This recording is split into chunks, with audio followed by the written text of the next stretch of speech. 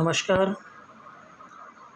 राजकीय स्नातकोत्तर महाविद्यालय बारा के राजनीति विज्ञान विभाग से मैं डॉक्टर राकेश वर्मा, सहायक आचार्य, आप सभी का इस ऑनलाइन क्लासेस में स्वागत करता हूं। प्यारे बच्चों, बीए फर्स्ट ईयर में जो प्रथम प्रश्न पत्र चलता है राजनीतिक सिद्धांत, इस पुस्तक में हम व्यवहारवादी विचार या व्यवहारवाद के बारे में अध्ययन कर रहे हैं। जो राजनीति विज्ञान विभाग में आपकी जो क्लासें हुई हैं लगातार, उन क्लासों में आपका अच्छा रेस्पॉन्स रहा है। आज हम व्यवहारवाद के कारणों के बारे में बात करते हैं। जो राजनीति में जो व्यवहारवाद है, उसके उदय और उसके विकास के क्या कारण रहे, क्योंकि ये जो राजनीतिक सिद्धांतों में जो व्यवहारवादी जो विचारधारा है, इस विचारधारा से ही राजनीति विज्ञान में क्रांति आई और अपने विषय को एक मूल प्रदान हुआ। व्यवहारवाद के जनक डेविड स्टीन हैं।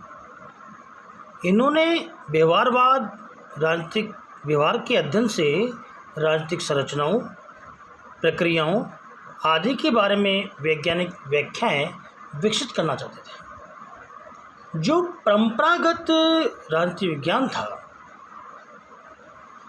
उस राजनीति विज्ञान में हम जो वेस्टर्न थिंकर्स हैं, प्लेटो, अरस्तु, मैकियावेली, हॉब्स, लॉक, रूसो और मॉन्टेस्क्यू आदि के बारे में पढ़ते हैं। उन्होंने जो नगर राज्य या जो शासन व्यवस्था है, उसके बारे में बताया। परंतु द्वितीय विश्व युद्ध के बाद जो सेकेंड वर्ल्ड वॉर हुआ, उसके बाद शासन तथा राजनीति के अध्ययन में व्यवहारवादी अध्ययन पद्धति को अधिक महत्व दिया जाने लगा।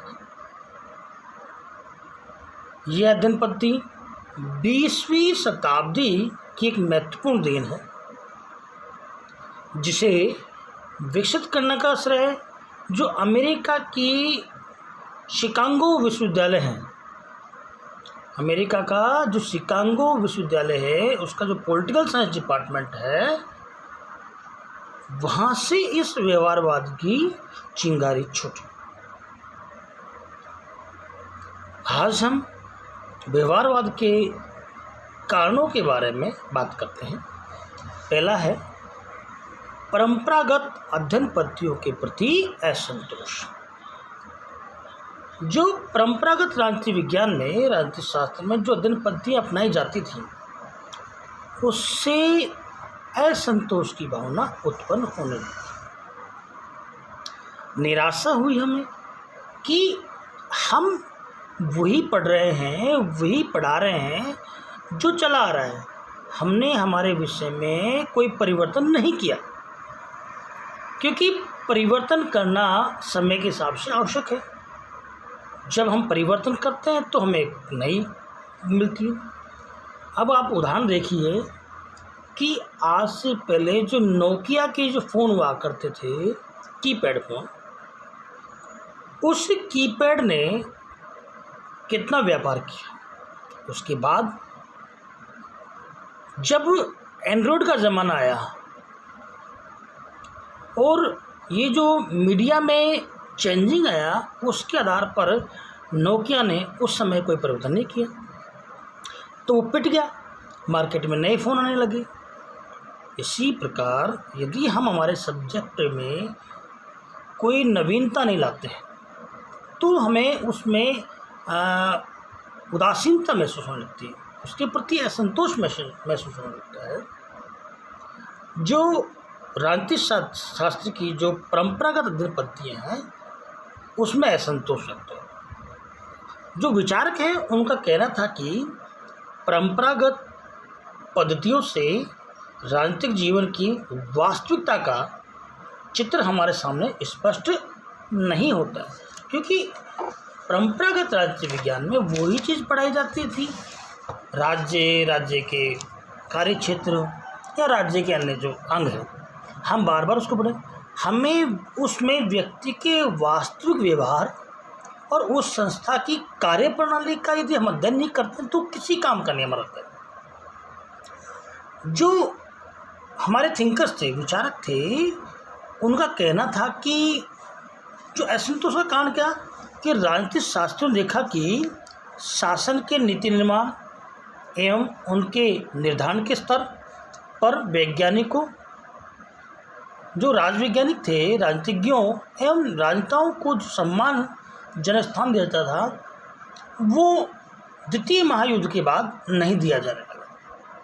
तो जो हमारे थिंकर्स थे, विचारक थे, राज्य के बारे में अध्ययन करने वाले थे, उनके मन में एक विश्वास टूटा शासन के जो चलाने वाले लोगों के प्रति। दूसरा कारण क्या था कि उन्होंने सोचा, जो विचारक हैं, जो थिंकर्स हैं, प्रोफेसर्स हैं, उन्होंने ये अनुभव किया कि उनके अध्ययन विषय में सैद्धांतिक पक्ष के विवेचन अध्ययन पर ही बल दिया जाता था, जो पर्याप्त एवं विश्वासित नहीं हो सकता था।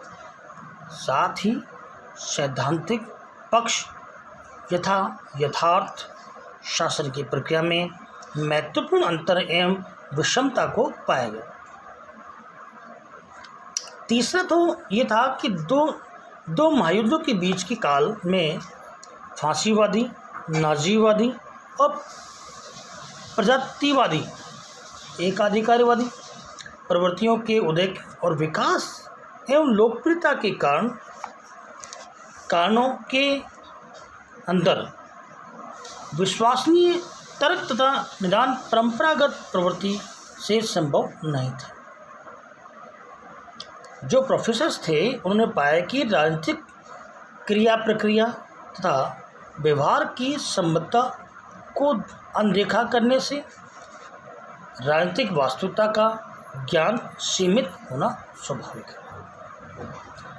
चौथा कारण क्या था कि जो प्रोफेसर्स थे वो मानते थे कि राजविज्ञान के निरंतर विकास एवं लोकप्रियता के बाद भी विषय की अध्ययन पद्धति, जो कि मूलतः वर्णनात्मक शैली की थी, को अपर्याप्त माना था। जो हम दार्शनिक पद्धति अपनाते थे, संस्थागत, औपचारिक और कानूनी एवं ऐतिहासिक पद्धतियों के योगदान की सीमाओं के परिणाम स्वरूप उत्पन्न राजनीतिक शास्त्र की शिथिलताओं के प्रति असंतोष होना स्वाभाविक था।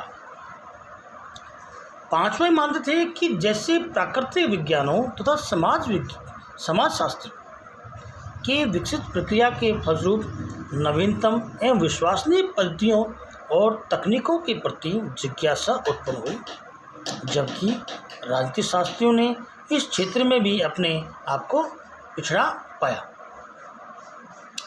जो छठा कारण था कि द्वितीय विश्व युद्ध के बाद जो स्थिति और वातावरण विशेष रूप से अमेरिका में था, उसमें जो प्रोफेसर्स ने पाया कि पश्चिमी व्यवस्थाओं एवं वातावरण में किए गए अध्ययन, शोध के निष्कर्ष एवं पद्धतियाँ केवल सीमित क्षेत्रीय एवं राष्ट्रीय वातावरण में ही उपयोगी सिद्ध हो सकती है, किंतु एशिया, अफ्रीका, लैटिन अमेरिका के जो नव स्वतंत्र देश थे एवं पिछले देशों की कई समस्याओं, प्रक्रियाओं एवं चुनौतियों का अध्ययन परंपरागत पद्धतियों द्वारा करने पर अध्ययन से वास्तविक स्थिति का ज्ञान संभव नहीं है, और न ही राजनीतिक कार्य एवं व्यवहार की अंतर्गत स्थिति को प्रमाणिक स्तर पर समझा जा सकता है।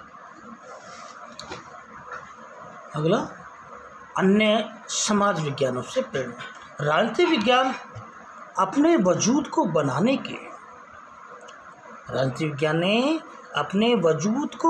के लिए हमें जो प्रचलित समाज विज्ञान, जो अन्य सब्जेक्ट हैं, अन्य विषय हैं, उनसे हमें सीखना चाहिए। क्यों? क्योंकि उन्होंने अपने विषय में किस प्रकार प्रस्तुतिवश या वातावरणवर्ष जो परिवर्तन किए हैं उनमें जो उन्होंने पाया वैसा प्रयोग हम भी कर सकते हैं। अन्य सामाजिक विज्ञानों से प्रेरणा में अध्ययन की नवीन तरीकों और उपकरणों के प्रयोग को प्रोत्साहन मिला, तो राजनीतिक शास्त्र का इससे अछूता रहना संभव नहीं था। जैसा कि रॉबर्ट डहल जो थे वहाँ के प्रोफेसर थे, वो लिखते हैं कि व्यवहारवाद एक ऐसा आंदोलन है जिसका उद्देश्य राजनीतिक अध्ययन को आधुनिक वैज्ञानिक, मनोवैज्ञानिक, समाजशास्त्र और अर्थशास्त्र में विकसित सिद्धांतों, पद्धतियों और खोजों और दृष्टिकोणों के निकट संपर्क में लाना है। अगला, द्वितीय विश्व युद्ध का प्रभाव। जो सेकेंड वर्ल्ड वॉर हुआ था विश्व में, उसका प्रभाव हर विषय पे पड़ा। तो हम भी पीछे क्यों रहते? क्योंकि हमारा विषय राजनीति विज्ञान, और राजनीति विज्ञान तो पूरी जड़ है इस चीज़ की। तो जो सेकेंड वर्ल्ड वॉर हुआ था, द्वितीय महायुद्ध ने व्यवहारवाद को गति प्रदान की। युद्धकालीन घटनाओं ने राजनीति शास्त्रियों के जो प्रोफेसर्स हैं उनके मन में ये बात बैठा दी कि राजनीतिक जीवन की जटिलताओं को पूरी तरह समझने के लिए संस्थाओं और उनकी संरचनाओं की अध्ययन की सीमा से आगे बढ़कर उनकी संस्थाओं और उनमें कार्य करने वाले व्यक्तियों के व्यवहार का अध्ययन करना होगा।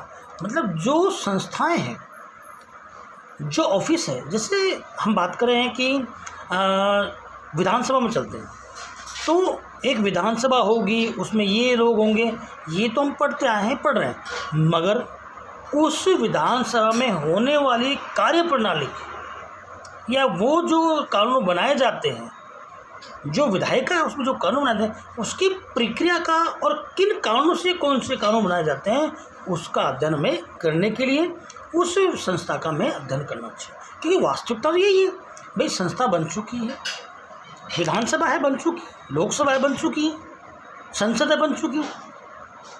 अब हम यही पढ़ें कि ये होगा होगा होगा ये है, तो हमारे अध्ययन का कोई सार नहीं। परंतु यदि हमने उसकी कार्यप्रणाली पर और उसमें जो कानून बनाए जाते हैं उसके बारे में हम अध्ययन करेंगे, तो ही तो हम अपने सब्जेक्ट को वर्तमान स्थिति में ला पाएंगे। नहीं, हमारा सब्जेक्ट भी एक ऐसे दूर तक दिखेगा नहीं कि हमारा सब्जेक्ट भी पॉलिटिकल साइंस कोई है। अगला, नवीन अध्ययन पद्धतियों का प्रयोग। जो नवीन अध्ययन पद्धतियाँ हैं, प्रेजेंट टाइम जो प्रैक्टिकल्स होते हैं, जो चीज़ें सब्जेक्ट में या फिर जिस चीज़ों से हम एक नया रूपांतरण पैदा कर सकें, अध्ययन पद्धति मतलब हमें टेक्निकल जो चीज़ें हैं वो हमें लानी चाहिए। जो द्वितीय महायुद्ध के बाद अनेक दशकों में राजनीतिक शास्त्र के क्षेत्र में विचार पर बल पड़ता गया कि राजनीतिक शास्त्र में नवीन अध्ययन पद्धतियों को स्थान देना होगा।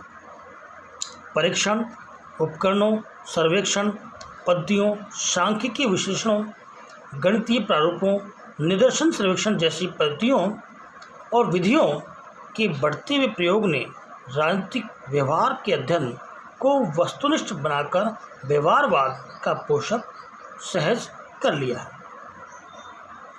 अब बात करते हैं व्यवहारवाद के विकास की बात। जो व्यवहारवाद है उसका विकास कैसे कैसे। आप जानते हैं कि राजनीति विज्ञान में जो शिकागो विश्वविद्यालय है, जो वहाँ का जो पॉलिटिकल साइंस डिपार्टमेंट है, वहाँ कई प्रोफेसर्स थे, जैसे ग्राहम वालास, आर्थर बेंटले और चार्ल्स मेरियम और हमारे डेविड स्टन। तो व्यवहारवाद की ऐतिहासिक विकास संयुक्त राजविज्ञान के यथार्थवादी एवं अनुभववादी अध्ययनों के साथ जुड़ा हुआ है। जो व्यवहारवाद है वास्तविक चीज़ का वास्तविक अध्ययन पर बात करता है। इसका प्रारंभ 1908 में ग्राहम वालास की जो पुस्तक थी ह्यूमन नेचर इन पॉलिटिक्स, और A.F. बेंटले, जो आर्थर बेंटले थे, द प्रोसेस ऑफ गवर्नमेंट, जो पुस्तक लिखी उसमें ये बात आती। 1925 में चार्ल्स मेरियम की रचना है न्यू एस्पेक्ट ऑफ पॉलिटिक्स को व्यवहारवादी दिशा में एक महत्वपूर्ण चरण कहा जा सकता है। अमेरिका में मेरियम की प्रेरणा से यथार्थवादी एवं परिणात्मक अध्ययन किए गए और सुप्रसिद्ध जो शिकागो विश्वविद्यालय है, जो वहाँ का संप्रदाय है, वो क्या है, व्यवहारवाद का गढ़ बन गया। जो पॉलिटिकल साइंस एसोसिएशन है, उन्होंने अमेरिका के जो शिकागो विश्वविद्यालय, उसमें व्यवहारवाद की बीज रख दी। अब अमेरिका में व्यवहारवाद एक बौद्धिक प्रवृत्ति के रूप में प्रभावशाली आंदोलन का रूप धारण कर चुका था। इस विचारधारा का प्रतिनिधित्व करने वाले अनेक शोध प्रकाशित होते हैं थे, जैसे पब्लिक ओपिनियन और क्वार्टरली वर्ल्ड पॉलिटिक्स, अमेरिकन ब्यूलिज्म और अन्य जो ब्यूलिज्म साइंस है आदि, ऐसे शोध वहाँ किए। वहाँ की समाज शोध समिति, जो सोशल साइंस रिसर्च काउंसिल, ने राजनीतिक व्यवहार तथा तुलनात्मक राजनीति पर 2 समितियों का गठन किया। इससे अब हम सभी प्रमुख जो प्रोफेसर्स हैं, जैसे David Stein, Lasswell, Almond Coleman, हिंज और डायस, एडवर्ड सील्स और पावेल आदि ने अपनाया था। इस प्रकार जो राजनीतिक विज्ञान में जो व्यवहारवाद है, उस व्यवहारवाद के जनक के रूप में इसको बनाने वाले या इसकी सोच के लिए हम जिसको उत्तरदायी मानते हैं, वो थे डेविड स्टीन। अब ये काम डेविड स्टीन ने अकेले तो किया नहीं, क्योंकि डेविड स्टीन जो थे, हालांकि मानते हैं कि व्यवहारवाद के जनक है, मगर उन्होंने अकेले ने इसकी उपज नहीं की। उनके साथ जो प्रोफेसर्स थे, जैसे लासवेल थे, बहुत अच्छे मित्र थे उनके लासवेल, और आमंड कोलमैन थे, और जो एडवर्ड सील्स थे, पावेल थे, इन्होंने व्यवहारवादी अध्ययन को सार्थकता देने के लिए कार्य किया। जो डेविड स्टीन है, उससे पहले जो ग्राहम वालास थे, उन्होंने व्यवहारवादी आंदोलन के लिए अपनी जो पुस्तक लिखी ह्यूमन नेचर इन पॉलिटिक्स, इस पुस्तक का बहुत बड़ा महत्व रहा राजनीति विज्ञान। जो ग्राहम वालास की पुस्तक थी ह्यूमन नेचर इन पॉलिटिक्स, और जो आर्थर बेंटले थे, उन्होंने लिखी थी द प्रोसेस ऑफ गवर्नमेंट। 1925 में चार्ल्स मेरियम ने, जो वहाँ की विभाग अध्यक्ष हुआ करती थी, जब डेविड स्टीन उनके सहायक प्रोफेसर थे, उन्होंने new aspect of politics book लिख करके राजनीतिक विज्ञान को एक यथार्थवादी अध्ययन के लिए आगे प्रेरित किया। राजनीतिक विज्ञान में जो विचारक हैं, जो प्रोफेसर्स हैं, उनका ये मानना है कि जो हम अध्ययन करें या जो हम अध्ययन कराएं, उसका औचित्य होना चाहिए। ऐसा नहीं कि हम किताबों में जो लिखा है पढ़ लिया, वही राज्य, वही वहाँ की संस्थाएं, ये संस्था होनी चाहिए, राज्य होना चाहिए, राजा को ये करना चाहिए या उसको ये करना चाहिए, ये बातें चाहिए जहाँ शब्द आता है इंटरेस्ट, वो ख़त्म किया जाए। अब हम तो ये कहते हैं कि जैसा है वैसा लिखिए। यदि हमारे राजनेता, हम जिनको चुन के भेजते हैं, उनका हमारे प्रति कैसा व्यवहार है, और जहाँ हमने उनको चुन के भेजा है वो वहाँ क्या कर रहे हैं हमारे लिए, इसका अध्ययन होना चाहिए। ये नहीं कि राजा तो पिता के समान है और हम उसके पुत्र के समान हैं, हमें उसकी आज्ञाओं का पालन करना चाहिए। ये सैद्धांतिक बातें हमें नहीं करनी चाहिए। हमें वो बातें करनी चाहिए कि हमने जिस प्रतिनिधि को चुन के भेजा है वो प्रतिनिधि हमारे लिए क्या काम कर रहा है, उसके क्या काम होने चाहिए और वो किस संस्था में बैठ कर के काम कर रहा है, ये देखना चाहिए। और उस संस्था की कार्यप्रणाली क्या है, ये देखना चाहिए। इस प्रकार आज की क्लास में हमने व्यवहारवाद के उदय के कारणों के बारे में बात की।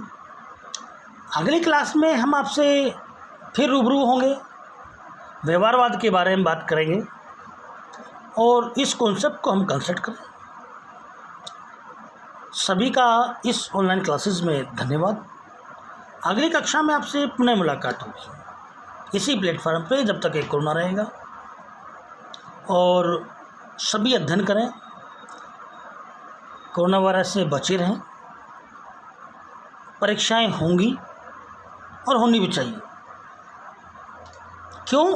क्योंकि परीक्षाओं से ही हमारे जो हमने अध्ययन किया उसका आकलन होता है। सभी का धन्यवाद। अगली कक्षा में आपसे पुनः मुलाकात होगी। Thanks of all.